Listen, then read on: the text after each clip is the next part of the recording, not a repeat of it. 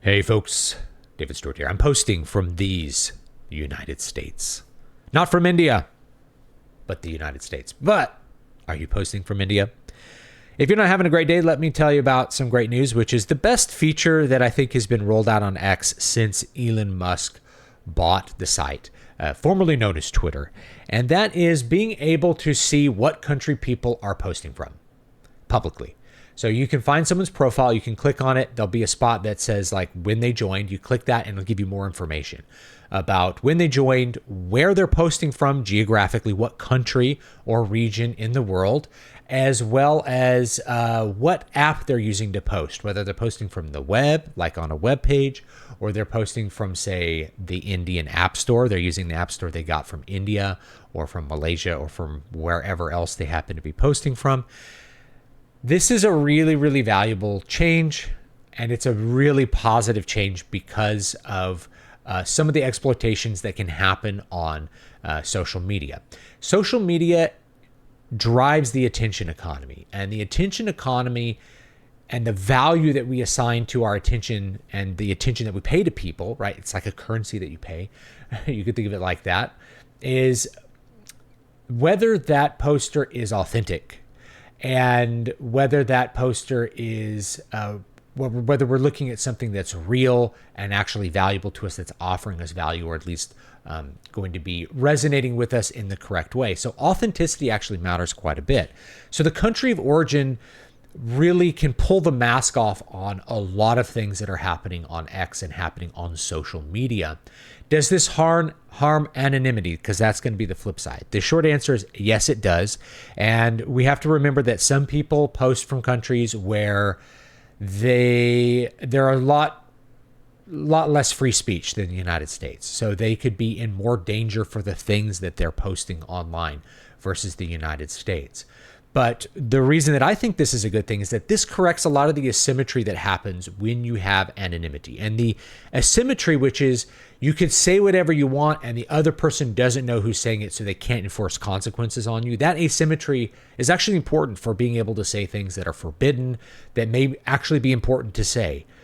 But at the same time, this will just correct the asymmetry a little bit for trying to figure out the authenticity of what somebody is saying in a place where you can earn Elon bucks while being anonymous, right? In the attention economy, it gives the consumer, the person who's giving out attention to people, it gives them a little bit more information to make a decision as to whether they should pay attention to something somebody is saying or whether they should discount what that person is saying. So what we found with revealing countries is that many of the right-wing posters that you saw on X, which astute users were always warning you about, are not from America.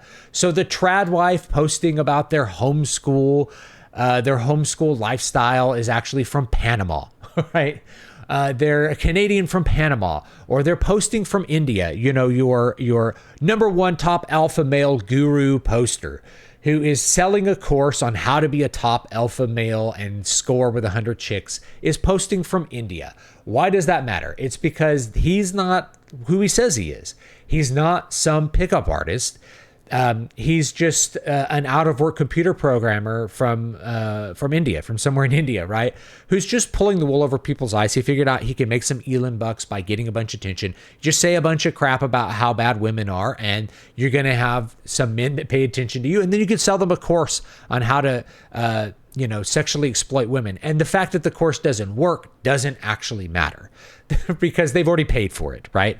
Buyer beware. And you have to think there's a lot of cultures outside the United States where buyer beware is going to be the ethical framework that they work in. So you're the sucker if you buy the top alpha male guru course from the Indian because you are stupid, right? They got one over on you and they gain ESOT or whatever. They gain something from scamming you, and you just suck for doing that. Whereas in the United States, we'd be like, no, it really matters whether somebody's authentic and actually telling the truth about something. And if somebody isn't, there should be at least some way to vet that, if not some consequences for it. Well, this provides an easy way to vet it. So you find that lots of the statue accounts, the Greek statue accounts that are posting about the fall of the West, oh, they're from India. A bunch of the accounts telling you, pretending to be MAGA accounts and saying we should overthrow the government. Oh, it turns out they're from Russia, right? Or they're from some other country. They're from Albania. They're not here in the United States. And the reason this matters is skin in the game, especially for something with politics, okay? Skin in the game matters for politics. It's not just... so it's the next layer, because the authenticity matters, right? If you're selling a course on being a top alpha male guru and you're in India, come on. All right. But in this case, it's like they're doing something political. They're advocating for some political change. Like, what's his name? This Ian Miles Chong. All right. He's like a Malaysian that had been posting about American politics forever as if he was a conservative. He doesn't live in America. He has no skin in the game. So people who are advocating for political change in the United States, they need to have skin in the game. They need to be from here, and they need to have the share in the consequences of whatever they're advocating, especially when it's something like people, these accounts try to pretend like there's going to be a civil war or advocating for a civil war. Is there going to be a civil war? The Americans need to prepare for a civil war, something like this. It's like these foreign accounts, they don't have skin in the game. What does skin in the game mean? It means you share in the downsides as well as the upsides for things. And when you have complete anonymity, you can share in some of the upsides from posting that, which is you gain attention. That attention can be monetized by either, getting advertising money or by selling some kind of Gumroad course on whatever self-improvement thing you want to think about, that once people buy it, it doesn't really matter whether it works or not. It's all flim-flam, woo-woo, foo-foo stuff, right? You guys know this. You're an intelligent audience. You probably know what's up with this. So being able to identify quickly, oh, this person is from India. Ignore everything they have to say. -8 million izad to that person, okay? That's really important for facilitating good political discourse on the free speech platform, which is X, the political speech platform where everybody can have it out and have a political opinion. So yes, you random... account in India using a Greek statue and posting about the West. You're allowed to do that, but we're also allowed to know that you're from India. Just like how if we were to meet face to face and you were going to give me a lecture about why the West is failing and I see that you are not Western, obviously that's going to color my belief about the authenticity of what you're believing or what you're trying to convince me of and why. What are the motivations behind trying to convince Americans to destroy their country, right? So there's a base greed thing, like I might get some Elon bucks for it, but also the other levels, which is you're affecting political discourse while not sharing in any of the downsides of what you're saying will cause. So it exposed a lot of grifters. There's a ton of grifters. I notice more on the right because, the algorithm tends to feed me more right-wing stuff. And luckily I've got a lot of moots that are really on top of quickly identifying these like fake accounts. Basically, if somebody's trying to sell you anything, you need to be extremely leery. If they're trying to sell you on a lifestyle, if they're trying to convince you to buy a course, if they're trying to sell you on a book. By the way, you can buy my books on Amazon. Here's a great one, Muramasa Blood Drinker, a novel of feudal Japan. Really fun book. A lot of people love that one. I also have a book on creativity. It's called Keys to Prolific Creativity, help you develop your creative process. People get it as part of their Patreon membership, linked down below. My current focus on Patreon, just so you guys know, is developing a large-scale guitar work, which is going to be a sonata. So it's going to be a pretty big solo guitar work, and it's going to be for archtop guitar. It's not going to be for classical guitar, but it will actually be a classical guitar piece.